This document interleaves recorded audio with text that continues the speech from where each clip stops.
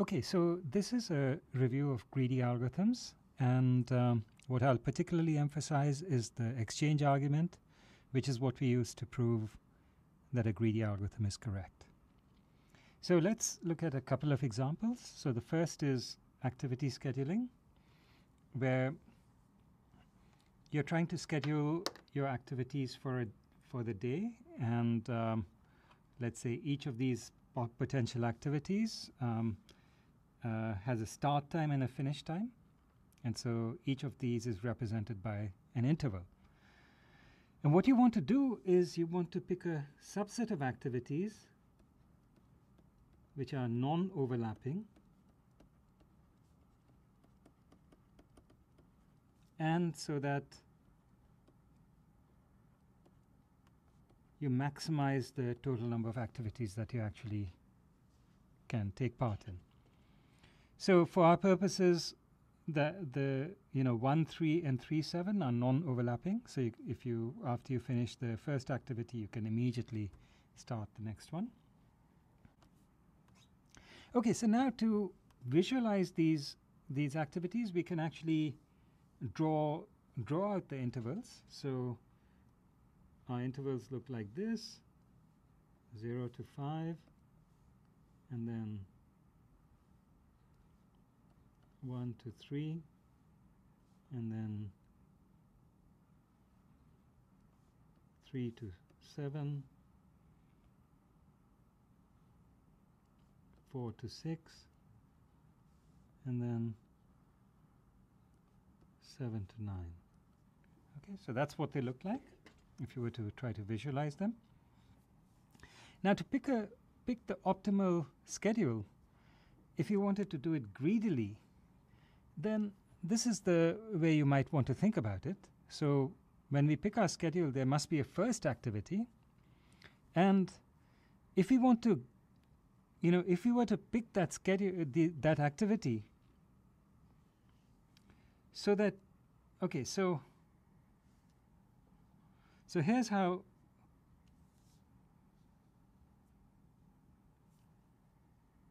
So now let's think about how we could design a greedy algorithm for this problem. Now the idea is like this: whenever you pick a schedule, there must be a first activity that you're going to take part in, and if you were to choose that first activity in such a way that it has the earliest finishing time, it ends the earliest, then you maximize your options for the rest of the day. And so what you do in this greedy strategy is you sort all the activities by finish time, and then you take the very first one, and so on. So in this case, if you were working greedily, the earliest finish time is for the activity 1, 3. Now the next earliest is 5, but you cannot schedule 0, 5, so you go to the next one. The next one would be 4, 6, because that's the earliest finish time. And now, of course, this is ruled out, so you'd now be scheduling 7, 9. And so greedy actually schedules 3 activities. Now, of course, you can observe that this is not the only optimal schedule. There's another schedule, let's call it S1, which would be you start with 1, 3, and then you schedule 3, 7, and you still finish in sufficient time to schedule this last activity, 7, 9. So S1 also schedules 3 activities. Okay, so now what we want to claim is that greedy is optimal.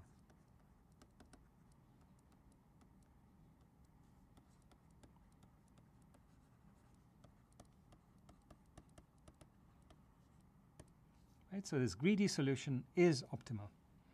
It's not the only optimal solution, but it is an optimal solution. So how would we prove that greedy is optimal? So let me first do the proof informally, and then I'll show you how we do it more formally. Okay, so let's say this is the set of all possible solutions, and this is the set of optimal solutions. Okay. So for instance, S1 is an optimal solution. In general, there might be other optimal solutions. What we want to know is greedy in here? Question mark. That's what we want to know. So what we're going to do is start with any old optimal solution S.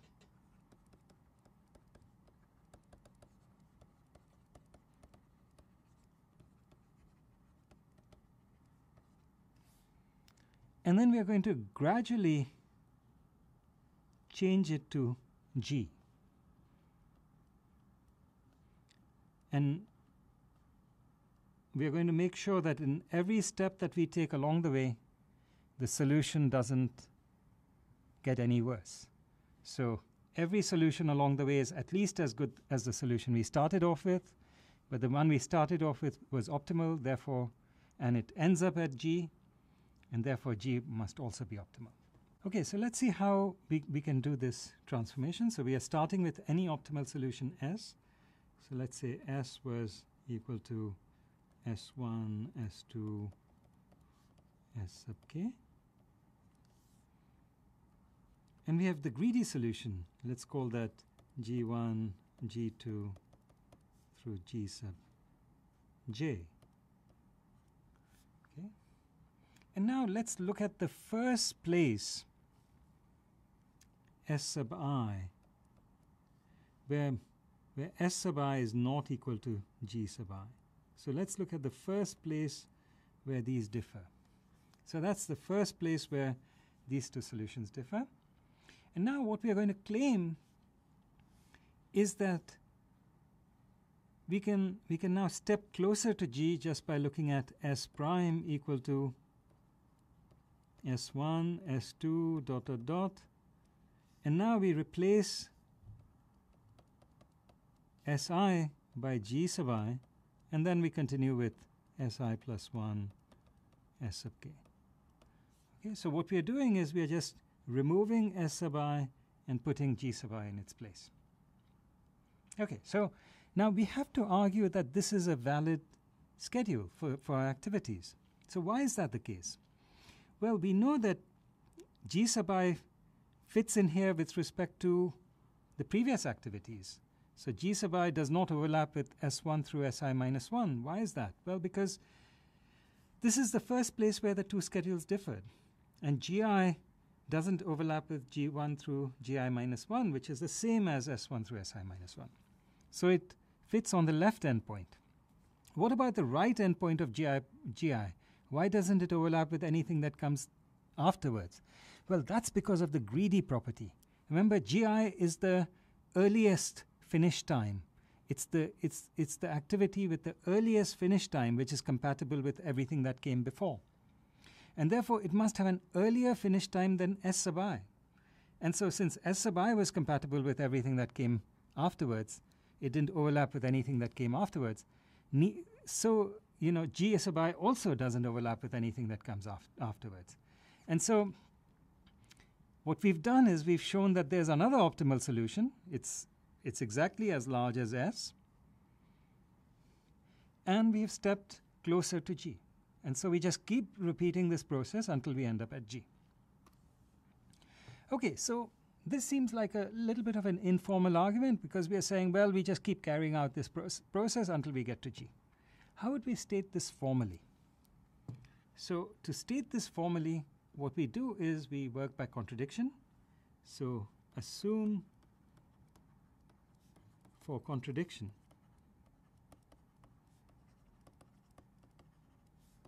that G is not optimal. Okay. So now G is not optimal. So let S be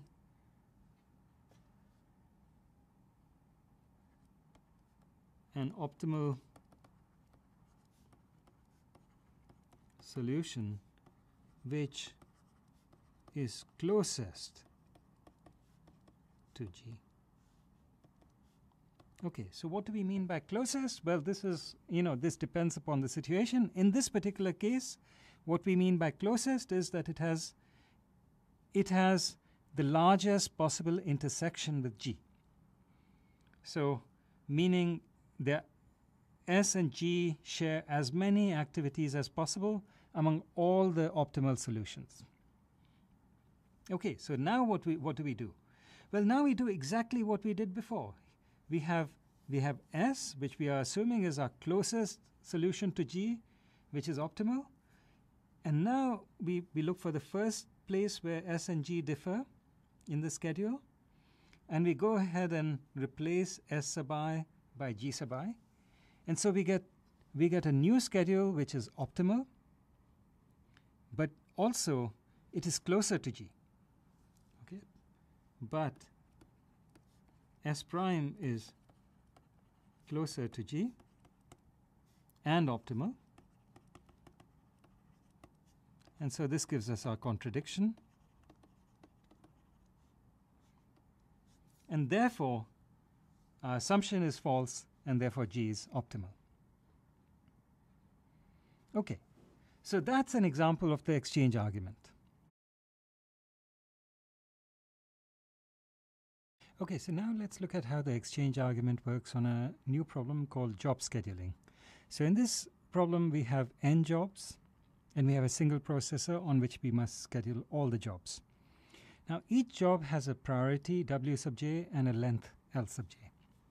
So let's think about how to think about these priorities. So first of all, if we draw out a time axis like this, time starting from 0, then of course if we were to schedule job j first, then the completion time of job j would be L sub j.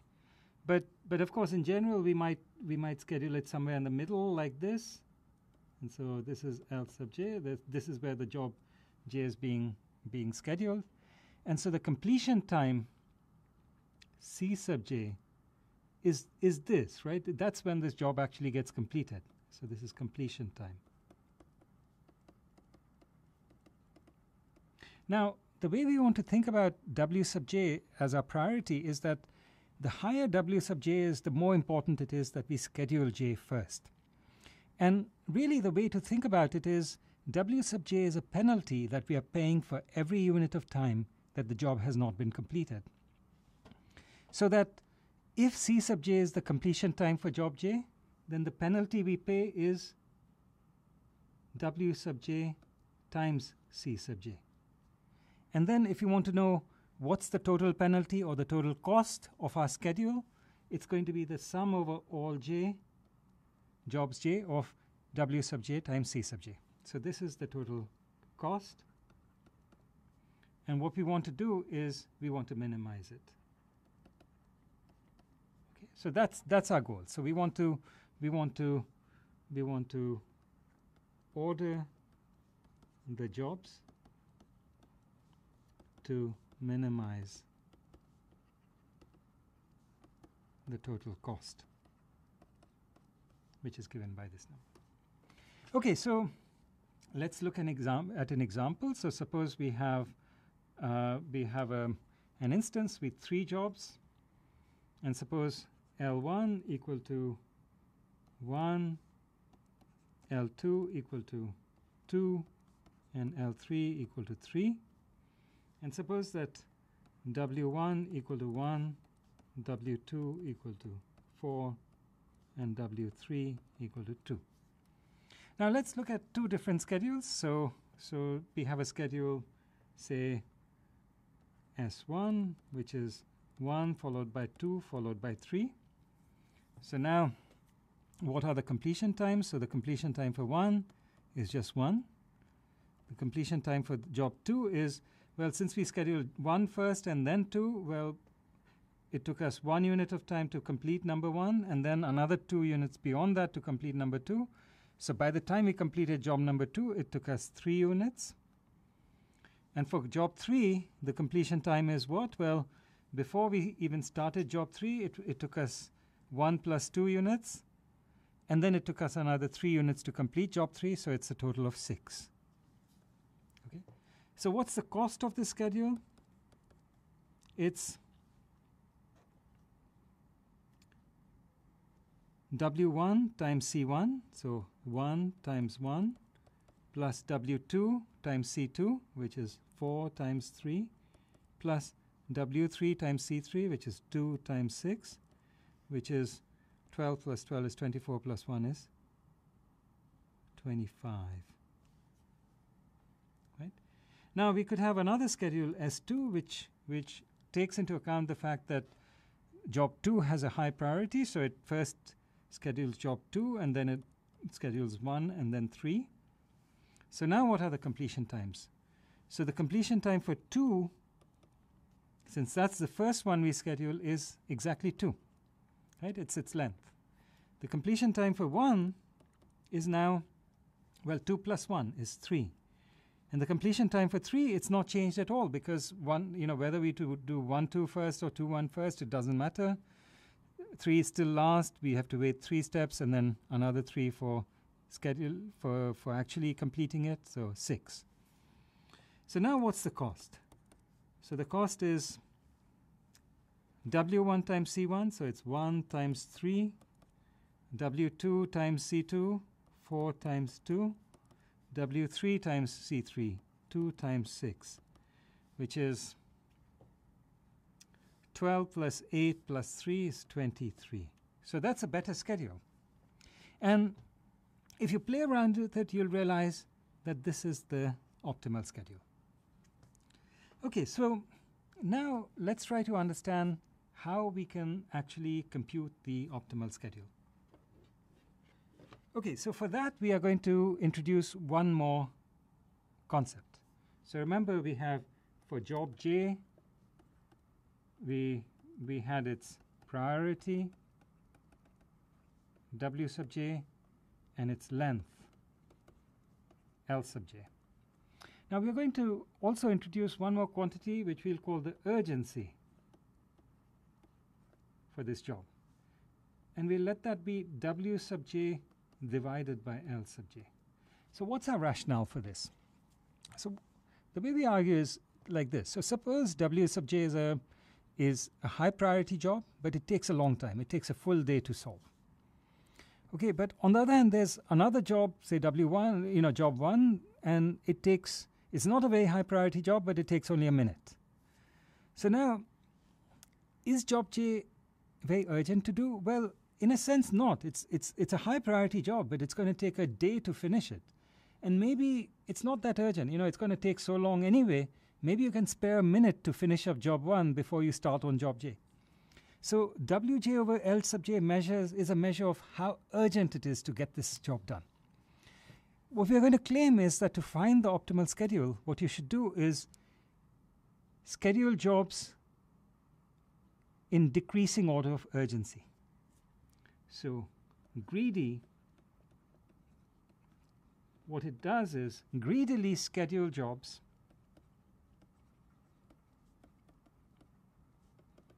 in decreasing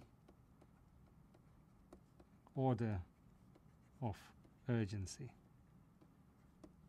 Okay? And we're going to claim that this gives you the optimal schedule.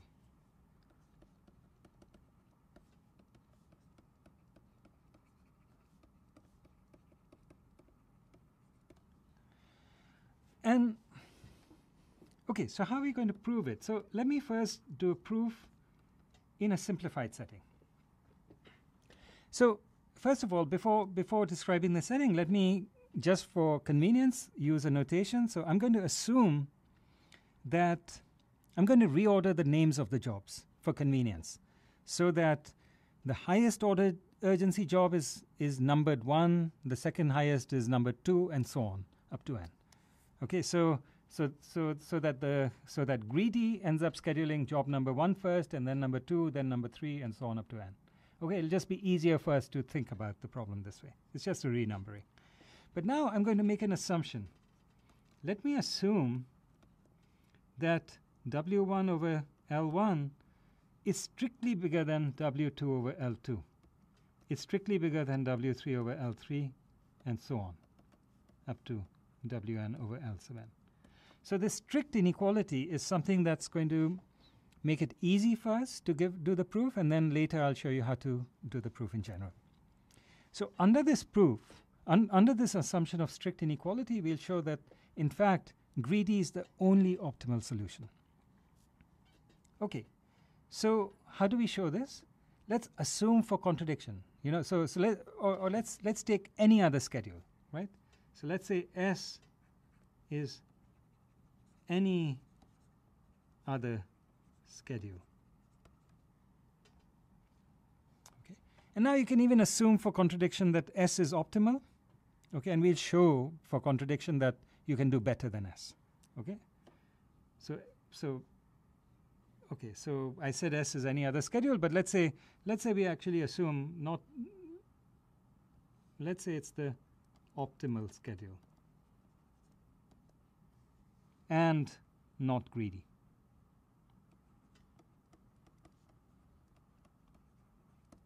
Which means it's not 1, 2, 3, 4 up to n, it's some other ordering. Now, if it's not this ordering 1 through n, then we must have somewhere two jobs, I and j, where I is scheduled before j, even though I is bigger than j. Okay, so S must look like this. It must look like, well, it's some ordering, and then I, and then j, and then some ordering, such that I is greater than j. Right? If you couldn't find such an adjacent pair, then of course everything is going in increasing order, and then you're back to the greedy schedule. Okay, so what I'm going to claim is, okay, so this is supposed to be our optimal schedule. Okay, I'm going to claim that you can decrease the cost by looking at a schedule S prime, which is the same as S, except that it interchanges j and I. Okay, so we are going to claim that we are going to show that cost of S prime is smaller than cost of S. Okay, so to do this, well, first remember what was the cost. The cost of a schedule was equal to summation over j of W sub j times C sub j, where C sub j was the completion time. Okay, so first thing to observe, in these two schedules, all the jobs here before I and j have the same completion times in S and S prime, and therefore they have the same costs. Also, notice that once you're done with I and j, whether you did I before j or j before I, it takes you the same time to do both. And therefore, all the jobs that follow after I and j still have the same completion times in both of these schedules. So they contribute exactly the same to the cost. Okay. Also, you can observe that the completion time before I and j were started is the same in both cases. So, in fact, the contribution to the completion time by the jobs that occur before I and j don't really distinguish between the order of I and j. So the only thing that matters in terms of the difference between these two costs is the fact that that in this case, what you would get is, so for S, okay, so let me just do S prime first. For S prime, we'll get W sub j times L sub j. For this one, that's the completion time after, if you assume you're starting at this point, that's what we were saying. So you get W sub j times L sub j, plus you'll get Wi times L sub j plus L sub I. That's what you get for this, versus in S, what you get is W sub I L sub I for that job, plus W sub j, and now you get a completion time which is L sub I plus L sub j. And now you can see that most of these terms are the same. So you have Wj L sub j here, and you have Wj L sub j here. You have W sub I L sub I here, and you have W sub I L sub I here. So you just get Wi L sub j versus Wj L sub I. Okay? But remember, I is greater than j, which means that Wj over L sub j, the smaller one has the larger urgency, is greater than Wi over L sub I. And if you cross multiply, you would see that Wi times L sub j is less than Wj times L sub I. So what we've shown is that cost of S prime is less than cost of S, and therefore we are done. Therefore, we have a contradiction. So this gives us our contradiction. Okay. And therefore, S cannot be the optimal schedule if it's not greedy, right? So any non-greedy schedule is not optimal, as long as these urgencies are strictly ordered like this. Okay, so now let's just talk about two other things. So that's the proof. Okay, so now we have to do two more things. So let's address two more things. The first is, how did we discover this formula for urgency? How did we discover that greedy should be scheduling jobs according to this ratio Wj over L sub j? Well, let me give you a way that you could do that. One way to do that is via the exchange argument. So what you would do is you would say, you would start the exchange argument without assuming that this is what greedy was doing. You would say, well, let's assume whatever it is that whatever quantity greedy uses to schedule the jobs, it's scheduling according to that quantity. And now let's say that for convenience, we number the output of greedy as being in the order 1 through n. And now let's say that S is an optimal schedule and it's not greedy.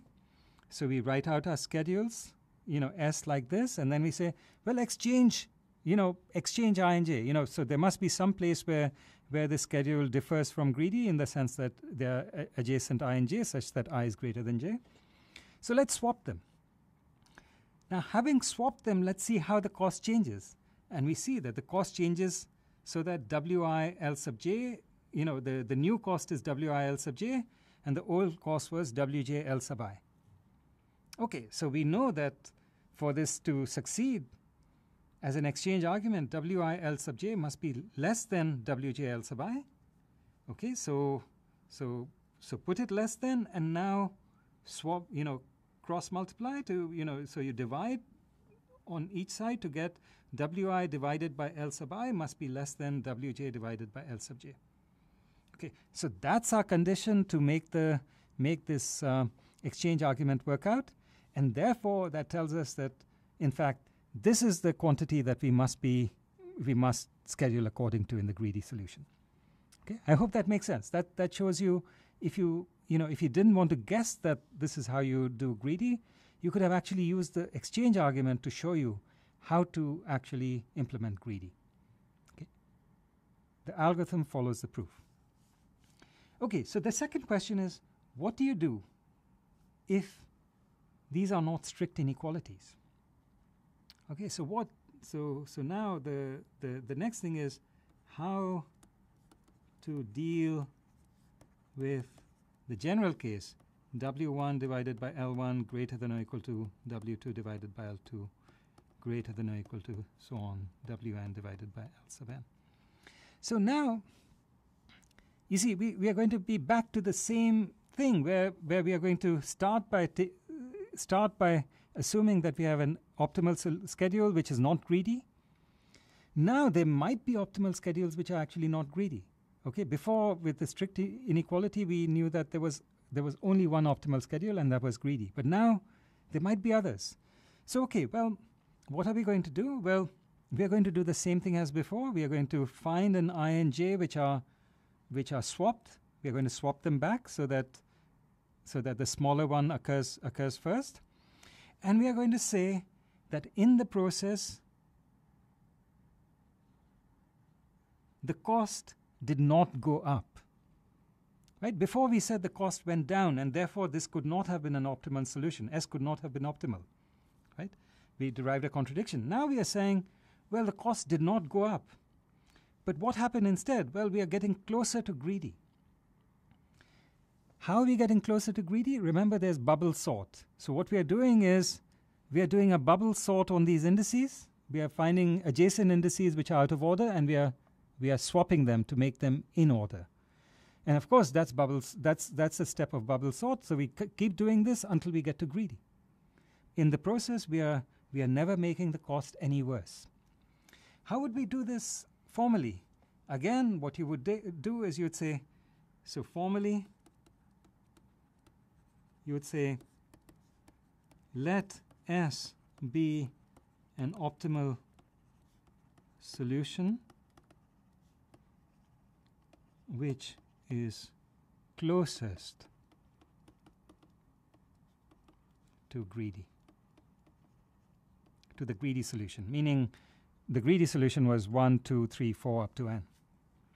And what do we mean by closest? Well, since we are planning to bubble sort, closest means the fewest swaps with respect to a completely sorted order.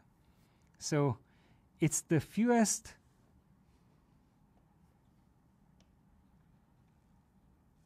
so the distance is the number of ij pairs where I is bigger than j, but it occurs before j in the ordering. This is exactly the number of swaps required to move from a given permutation to the sorted permutation. And so you start, let S be the optimal solution which is closest to greedy, and then what we do is we find an adjacent pair which are out of order, we move them back into order, and that moves us closer to the greedy solution without increasing the cost. Contradiction. Therefore, the